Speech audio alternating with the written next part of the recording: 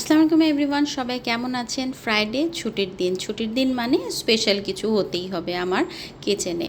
তো আজকে প্যানের মধ্যে প্রথমে তেল নিয়ে নিচ্ছি, তার মধ্যে দিয়ে দিচ্ছি আদার পেস্ট, রসুনের পেস্ট। মশলাটাকে খুব ভালো মতো কষিয়ে নিয়ে কাঁচা কাঁচা গন্ধটা একেবারে চলে গেলে তার মধ্যে দিয়ে দিচ্ছি এরকম বিফগুলোকে। একটু একটু নাড়াচাড়া করব, খুব বেশি ভাজারও দরকার নেই। তারপর আমি অ্যাড করে দিচ্ছি 1 কাপের মতো পেঁয়াজ কুচি দিয়ে একটু নাড়াচাড়া করে দিয়ে দিব পানি নরম হওয়ার জন্য। মাংসটাকে নরম হতে যতটা সময় লাগে আর যতটা পানির দরকার, সাথে লবণটা দিয়ে দিচ্ছি। এই যে দেখেন মাংসটা নরম হয়ে এসছে আর পানিটাও কিন্তু কমে গেছে। এখন আমি এটার মধ্যে অ্যাড করে দিব টমেটোটা আমি 3টা টমেটো ইউজ করেছি, আপনারা 2টা বা 1টা আপনাদের ইচ্ছা মতো ইউজ করতে পারেন।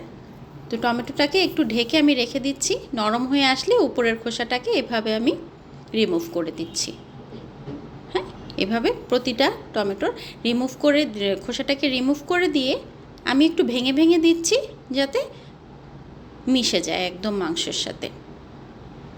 ভালো মতো ভেঙে ভেঙে দিতে হবে, আদারওয়াইজ মিশবে না, মিশতে সময় লাগবে অনেক বেশি। আমার মাংসটা কিন্তু নরম হয়ে গেছে।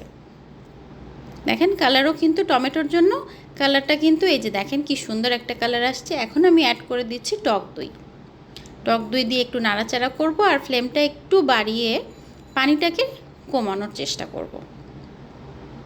তার মধ্যে অ্যাড করে দিচ্ছি মরিচের গুঁড়া, জিরার গুঁড়া আর ধনার গুঁড়া। এখন মাংস খুব ভালো মতো কষাতে থাকবো আর পানিটা যেন কমে যায় আমাদের। এরকম করে মাংসটাকে কষিয়ে নেব।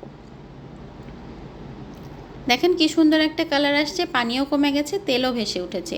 এটার মানে কি মাংস মোটামুটি আমাদের কমপ্লিট হয়ে গেছে, লাস্ট ফিনিশিং বাকি আছে। এখন আমি দিয়ে দিচ্ছি গোলমরিচের গুঁড়া দিয়ে নাড়াচাড়া করে নিচ্ছি খুব ভালো মতো আর কি মিশিয়ে নিচ্ছি। আর সব শেষে আমি অ্যাড করে দিব এখানে আদাটাকে লম্বা লম্বা করে এরকম জুলিয়ান কাট করে কেটে রেখেছিলাম, ওটা অ্যাড করে দিচ্ছি। আপনারা চাইলে ধনেপাতা দিতে পারেন, আমি ধনেপাতাটা আর এখানে দিইনি।